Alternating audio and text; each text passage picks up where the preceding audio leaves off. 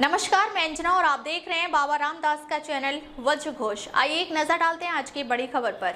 सबसे बड़ी खबर सबसे पहले, तनाव और युद्ध जैसे माहौल के बीच भी भारत के तेल और गैस के जहाज सुरक्षित रूप से हॉर्मुज स्ट्रेट पार करके भारत पहुंच रहे हैं।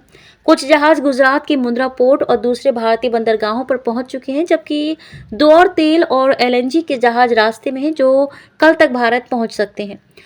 यानी कि जिस समुद्री रास्ते को लेकर दुनिया भर में डर और आशंका जताई जा रही थी, वहां से भारत की ऊर्जा सप्लाई फिलहाल बिना किसी रुकावट के जारी है। लेकिन इसी बीच भारत की राजनीति में एक अलग ही नैरेटिव चलाने की कोशिश भी हुई। कांग्रेस के कुछ नेताओं और उनके समर्थकों की तरफ से लगातार ये प्रचार किया जा रहा था कि भारत की विदेश नीति फेल हो गई है, हॉर्मुज स्ट्रेट बंद होने वाला है और भारत के जहाज नहीं आ पाएंगे। कुछ लोगों ने तो ये तक कहना शुरू कर दिया कि मोदी सरकार की कूटनीति पूरी तरह असफल हो चुकी है। लेकिन जमीन पर जो सच्चाई है वैसे बिल्कुल उलट दिखाई दे रही है। सच्चाई ये है कि भारत के जहाज सुरक्षित रूप से इस रास्ते से गुजर रहे हैं और देश की ऊर्जा सप्लाई सामान्य रूप से जारी है। दरअसल इसकी सबसे बड़ी वजह है भारत की संतुलित विदेश नीति।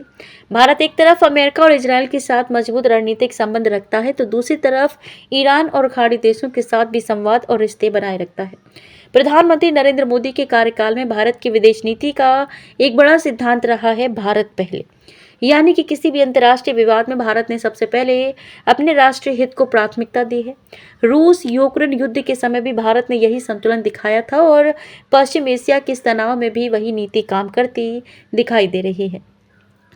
यही वजह है कि जब दुनिया के कई देश इस इलाके को लेकर चिंता जता रहे हैं, तब भारत अपने तेल और गैस की सप्लाई को बिना किसी बड़ी रुकावट के बनाए रखने में सफल दिख रहा है।